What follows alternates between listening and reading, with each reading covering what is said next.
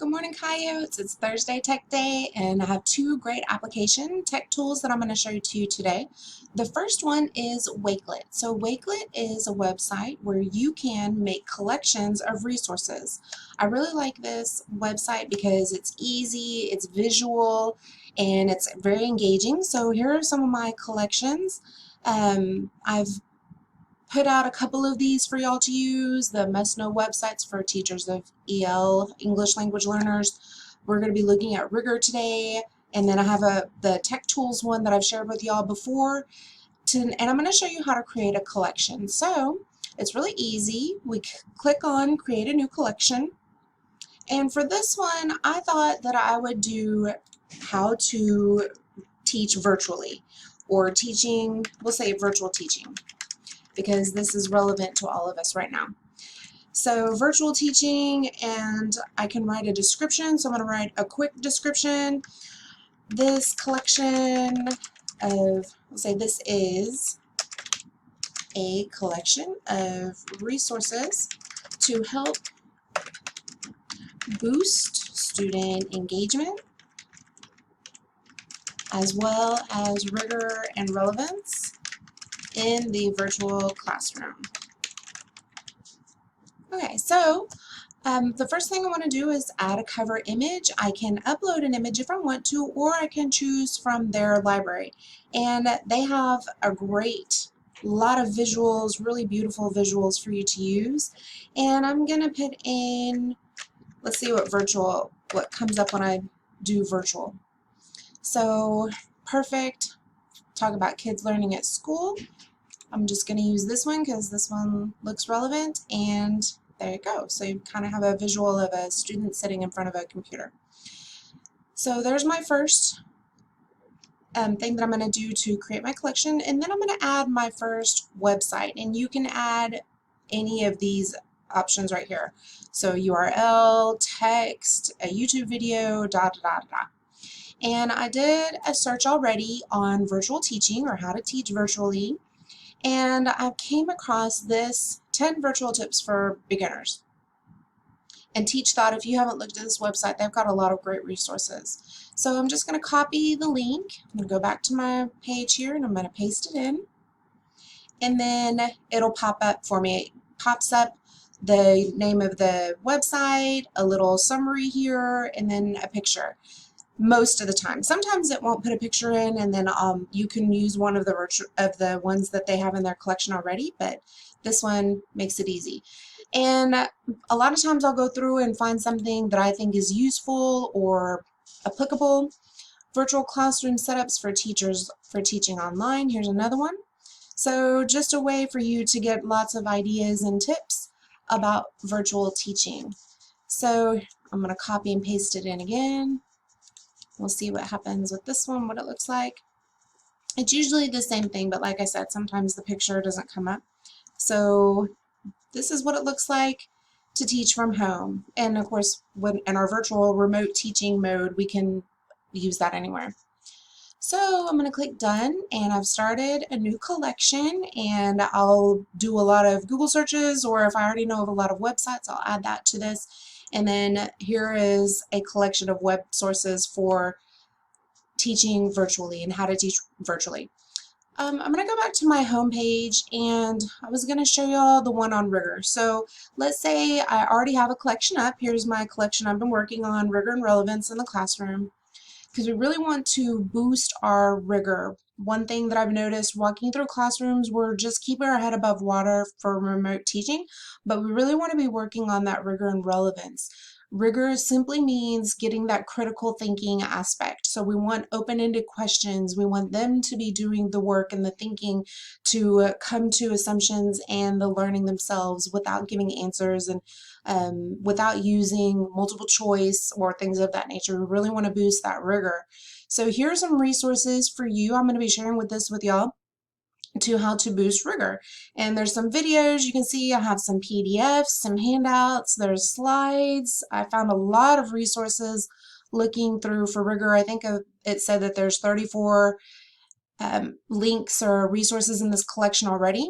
So I'm gonna add one more. So if you have a collection that you've started and you want to edit it, you just go to Edit Collection, and you can add it in anywhere you see this little plus sign. You can add a link or a resource there if you want to reorganize it or put it in a specific order. But I've just been adding it at the bottom. So I found another website here. This is 10 strategies to add rigor to any lesson. So again, I copy the link, I paste it in, and then I have my resource in here. And let's see what comes up. So again, sometimes the picture won't come up, and there it is. That's a nice one. So I'm done. And then I want to share this. So if you saw in the over here, it said private, but now I'm going to share it, and I can change visibility. So now it's public. Anybody can see it. And when I share it with y'all, I'm going to copy and paste this. I could even put it in our Google Classroom, and that way you have a direct access to it. And this would be a great way for you to do an activity in your Google Classroom. Think about how you could use this as an interactive lesson. So if I wanted kids to read through a variety of resources or watch a couple of videos for a lesson, I could make it as a lesson plan and then add that into my Google Classroom. So a lot of different ways that you can use this. Another thing I wanted to show y'all, we don't want to reinvent the wheel for everything. So if you go to Showcase, here are community showcases, and there are thousands of these collections that you can look through, and a lot of tools for you to use in your classroom. Resources, readings, lesson plans, etc., etc. So here we see Google tips, tricks, and updates. Let's see what this person did. And these are all free access. Again, we don't want to reinvent the wheel. We want to find things that are already made that we can use and utilize. So this one, he's got various resources. You can see his is organized. The collection is organized just a little bit different than mine. Looks like he's got a lot of videos. So great way for you to find some resources for your classroom.